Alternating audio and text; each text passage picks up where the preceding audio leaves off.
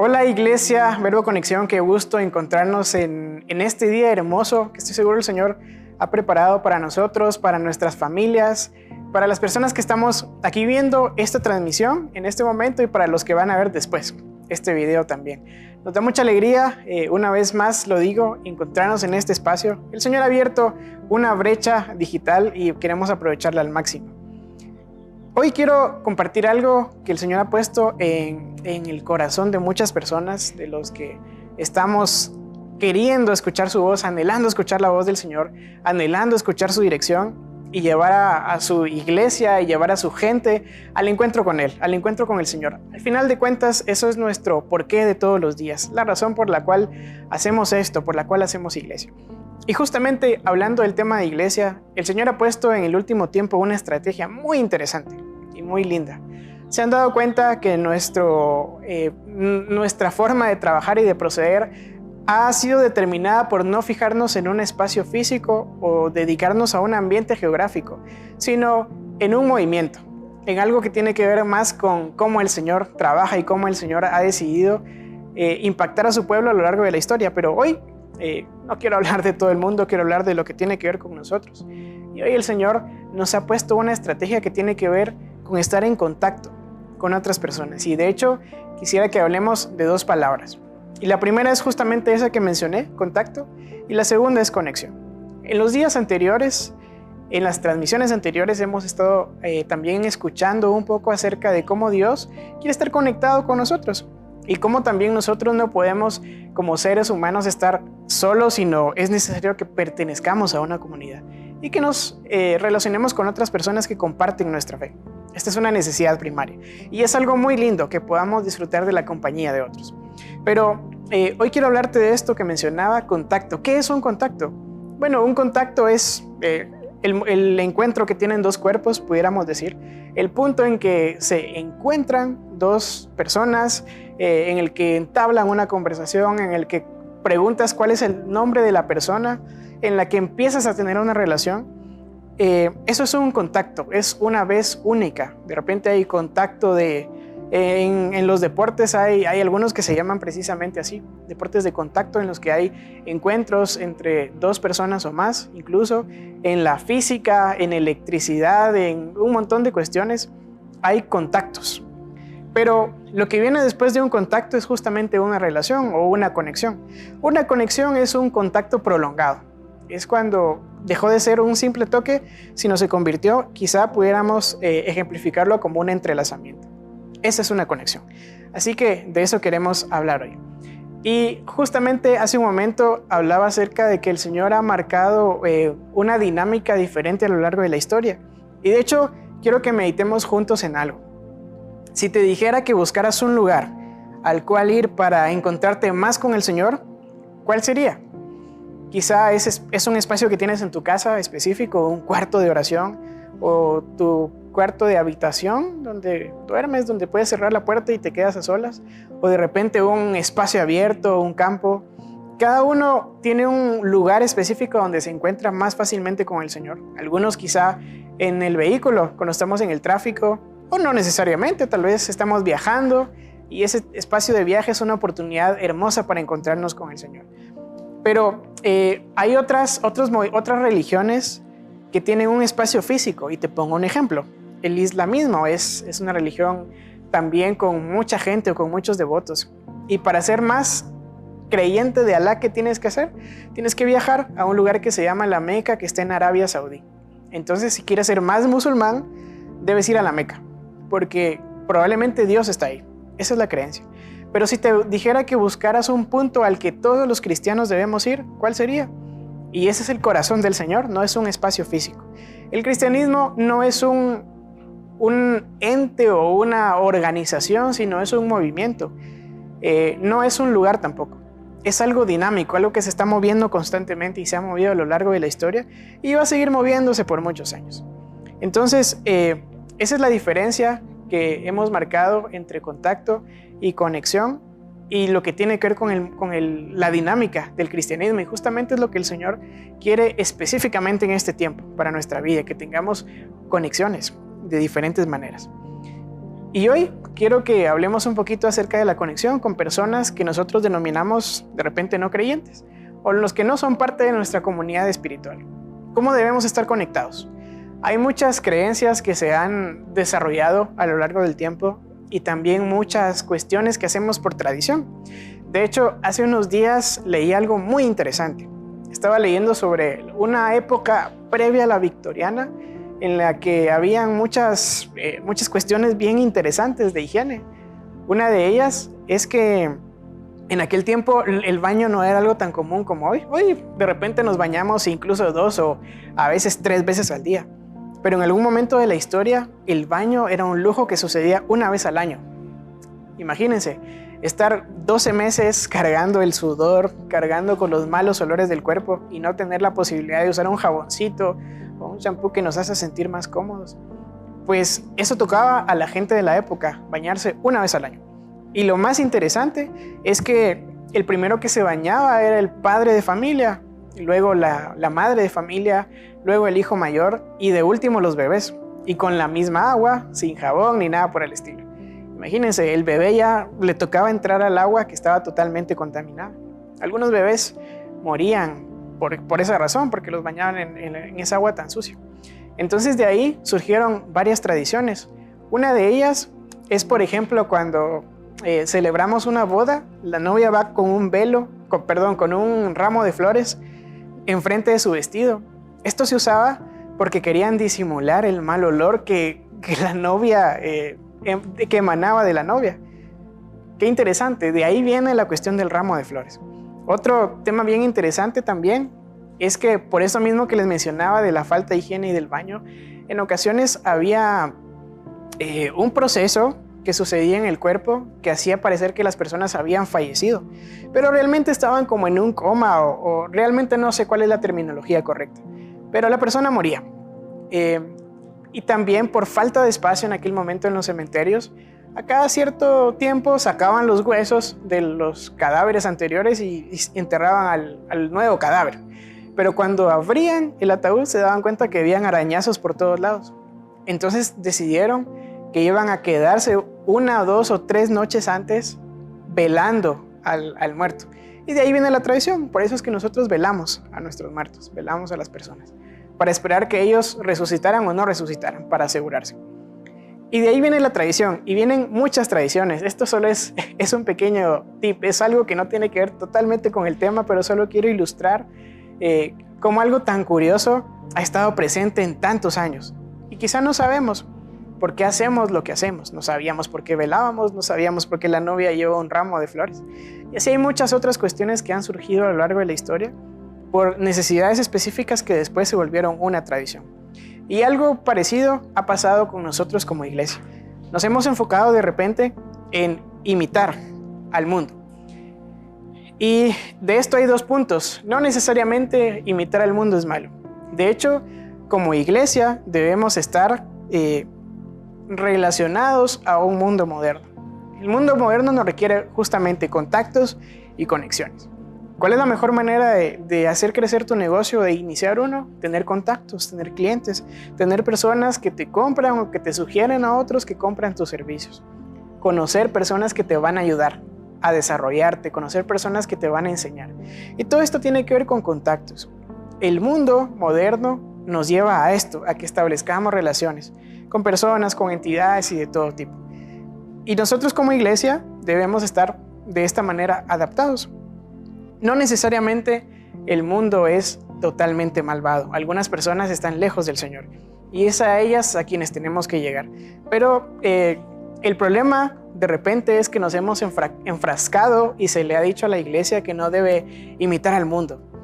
Y de hecho, hay 3 puntos en esto. 1, sí imitamos al mundo. Bueno, imitar al mundo no está del todo mal. El problema, y segundo punto, es que no lo hacemos totalmente bien. El mundo en sus prácticas va varios pasos adelante de lo que nosotros hacemos como iglesia. Y no nos damos cuenta y no somos capaces totalmente de adecuarnos a las tendencias, a las prácticas, y nos hemos quedado un poco rezagados. Segundo, tercer punto, no solo lo imitamos, no lo imitamos bien, sino que imitamos a un mundo de hace 40 años quizá, con prácticas que pasaron hace mucho. Y nosotros queremos, por supuesto que nuestra intención de conectar a la gente con Jesús está muy bien, pero nosotros queremos hacerlo a como se establecían las relaciones hace 50 o 60 años, quizá. Entremos a puntos específicos. De repente, algunos pensamos que una corbata o un traje bien puestecito los domingos nos va a conectar más con el Señor, y no es totalmente cierto. Este mundo moderno requiere que nuestro contacto con las personas y la experiencia que nosotros tenemos y que permitimos que otros vivan es lo más valioso hoy en día.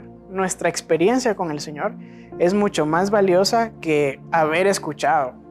Está bien y es bonito escuchar de un Jesús que sana, de un Jesús que hace milagros, pero si no lo hemos experimentado, entonces no tiene el mismo valor como cuando lo vivimos en carne propia. Eso abre un mundo de diferencias.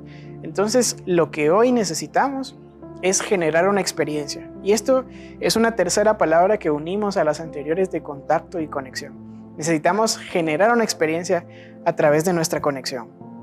Y les decía justamente, hoy estamos hablando un poquito de cómo estar conectados con nuestro prójimo o con las personas que no son parte de nuestra comunidad de fe. ¿Qué es el prójimo? Fácil definirlo. El próximo, la persona que está al lado nuestra. Es la frase por excelencia o la definición por excelencia del prójimo, y es totalmente cierto. No hay nada que agregar en este punto. El prójimo es el que tenemos a la par. Contextualicémoslo a nuestra vida. El prójimo o próximo es la persona que trabaja con nosotros, nuestro vecino, quien estudia con nosotros, las personas con las que tenemos contacto y relación en el día a día. Ese es nuestro prójimo. Y aquí hay un componente también bien interesante de lo que quiero que hablemos hoy, y voy a leer un pasaje muy famoso que está en la Biblia y Jesús citando, y lo encontramos en Lucas 6, 32 y 35. Y dice: ¿qué mérito tienen ustedes al amar a quienes los aman? Aún los pecadores lo hacen así. ¿Y qué mérito tienen ustedes al hacer bien a quienes les hacen bien? Aún los pecadores actúan así. Y sigue Jesús diciendo: ¿qué mérito tienen ustedes al dar prestado a quienes pueden corresponderles? Aún los pecadores se prestan entre sí, esperando recibir el mismo trato. Ustedes, por el contrario, amen a sus enemigos, háganles bien y denles prestado sin esperar nada a cambio. Así tendrán una gran recompensa y serán hijos del Altísimo, porque Él es bondadoso con los ingratos y malvados. Y pudiéramos pensar en este versículo que el Señor está exagerando, quizás al decir amen a sus enemigos, pero si yo no tengo enemigos, es un estándar alto, claro, pero no necesitamos estar peleados con alguien para amarlo, o estar muy seguros de que tal persona es mi enemigo para amarlo, sino justamente volvemos al tema de nuestro prójimo y debemos amarlo. ¿Cómo? Bueno, hay tantas maneras en las que podemos demostrar nuestro amor al prójimo, pero en el versículo también que está en Lucas 6, 27, Jesús sigue diciendo, y hay uno que me causa mucho, llama mi atención muy fuertemente, que he escuchado y visto el título de la regla de oro para nuestra vida. Y creo que efectivamente es una regla de oro y pudiera ser una base para comprender cómo podemos tratar a las personas. Y dice: trate a los demás tal y como quieren que ellos los traten a ustedes. Amen a sus enemigos, hagan bien a quienes los odian, bendigan a quienes los maldicen, oren por quienes los maltratan. Creo que sería muy lindo encontrar de repente, no sé si a ustedes les pasa, pero al menos siempre que voy a algún lado con una puerta abatible, trato de entrar, abrir la puerta, y si viene una persona atrás, permitirle que pase. Porque en algunas ocasiones alguien ha entrado enfrente de mí y al entrar no solo no voltea a ver y no solo no mantiene la puerta abierta, sino que la empuja. Y una vez me agarré los deditos en el marco de la puerta. Y desde esa vez dije: no le voy a hacer esto a alguien. Entonces, esta pequeña anécdota me hizo comprender un poquito más, o vivir en huesos propios, lo que implica no hacerle a los demás lo que no quieres que te hagan a ti. Pero no solo tiene que ver con lo negativo. Creo que también, por supuesto, que lo positivo tiene que entrar en esta parte. No solo queremos no hacer lo malo con los demás, sino queremos hacer lo bueno para que los demás también lo hagan con nosotros. Y no solo por egoísmo, o no porque eso esperamos, sino porque amamos al Señor y queremos cumplir su palabra y obedecer y amar a las personas que están a nuestro alrededor. Sé que es difícil en este tiempo amar a todo mundo, por así decirlo, y es un reto encontrarnos con tantas personas en la calle con una mentalidad diferente a la nuestra. Y es que justamente ese es el gran problema y es la parte más difícil de esto. Si todo el mundo pensara como nosotros pensamos, díganme si no, este mundo sería más fácil.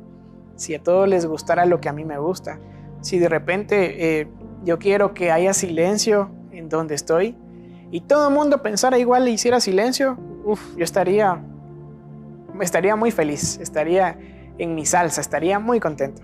Pero hay gente a la que le gusta hablar fuerte. De repente hay gente a la que le gusta poner música.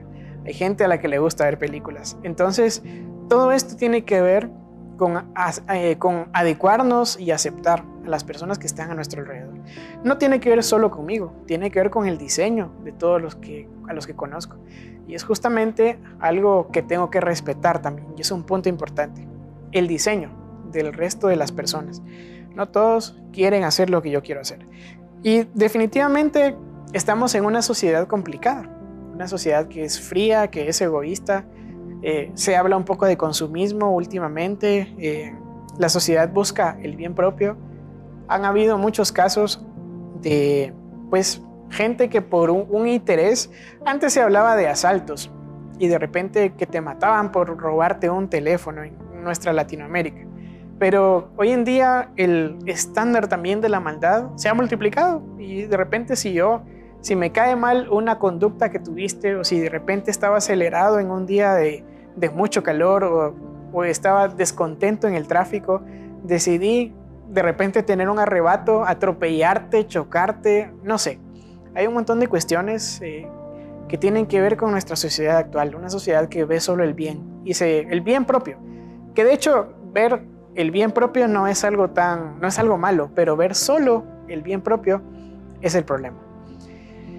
Y definitivamente nos escandalizamos cuando de repente pasan cosas que antes considerábamos buenas y que hoy se consideran malas. El tiempo ha cambiado, el relativismo que se ha impuesto en esta época posmoderna hace que lo que las personas consideran sea una verdad.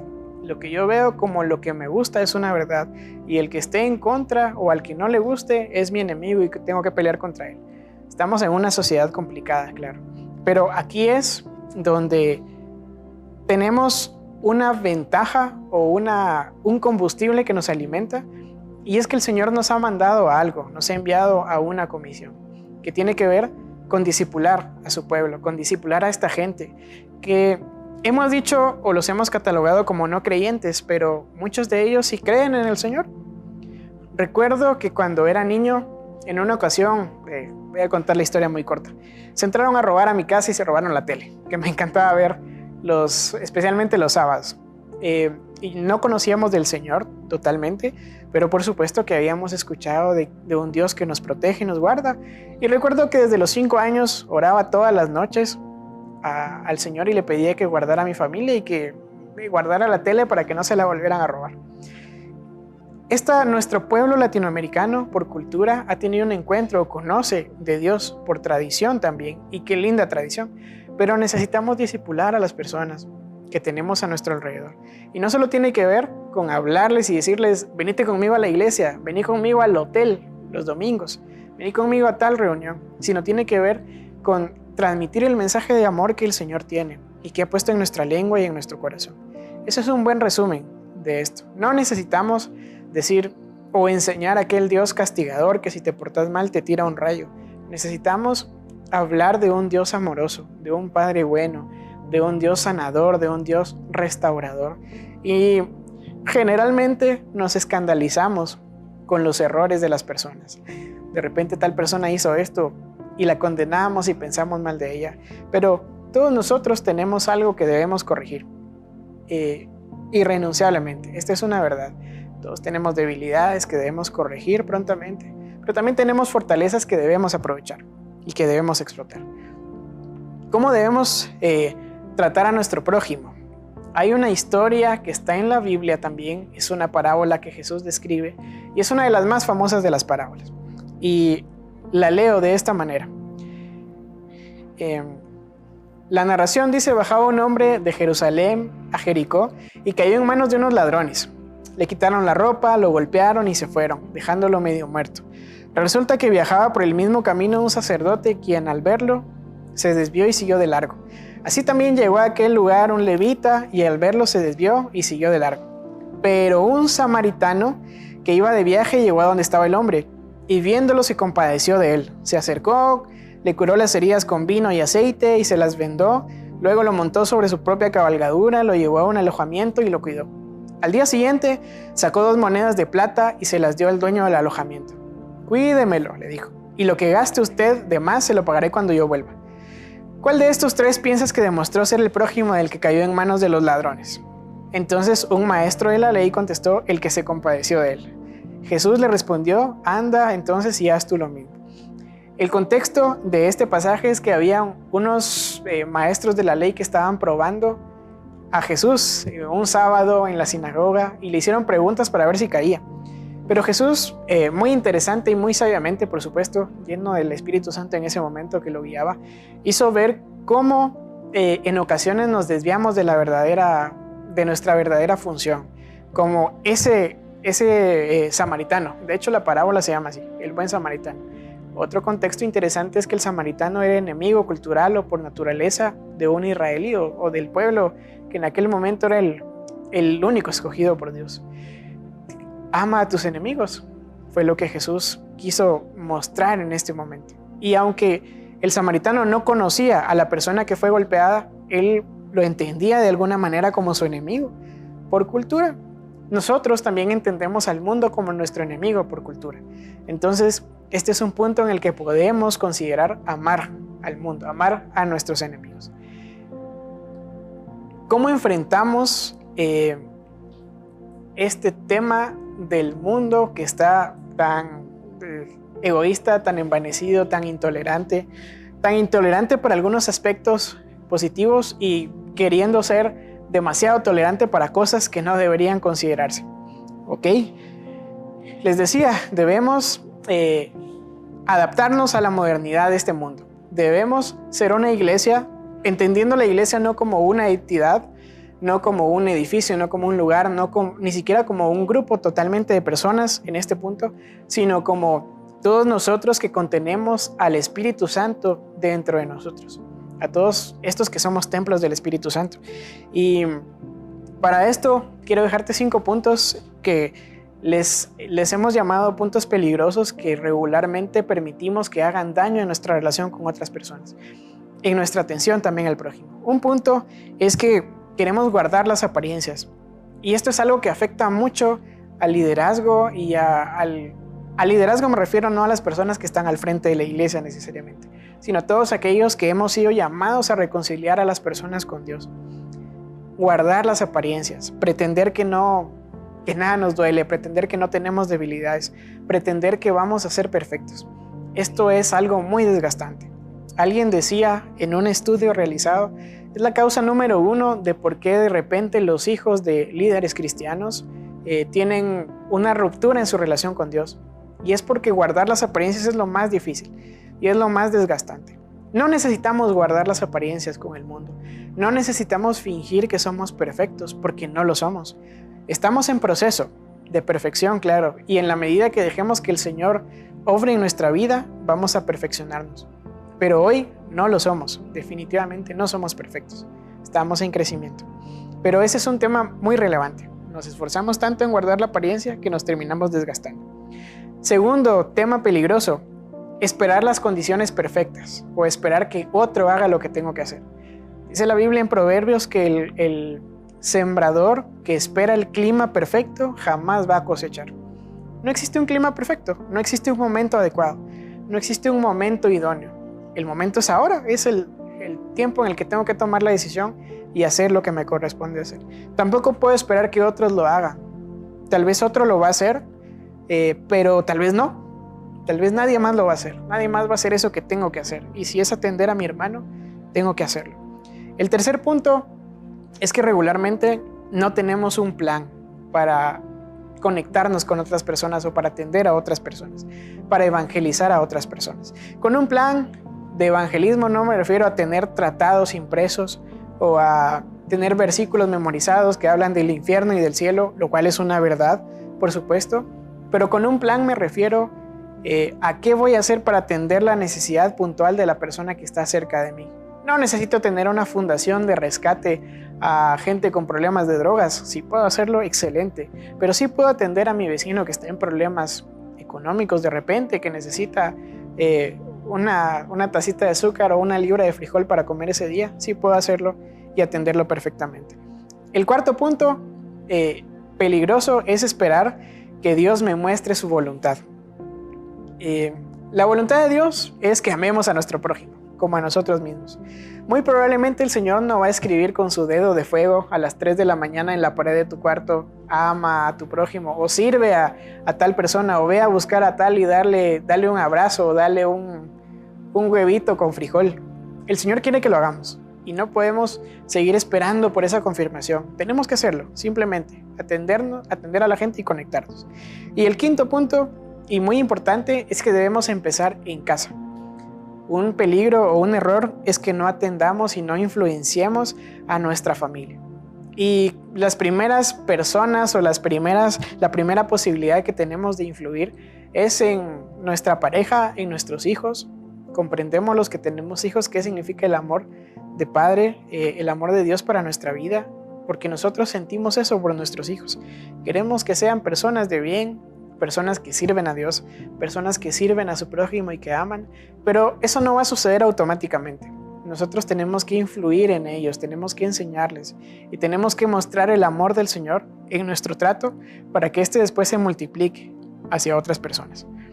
Y finalmente, un punto muy trascendental también es que debemos honrar a las personas. La Biblia habla de honra en muchos aspectos. Honra a nuestros padres, honrar a nuestras autoridades y todo el asunto.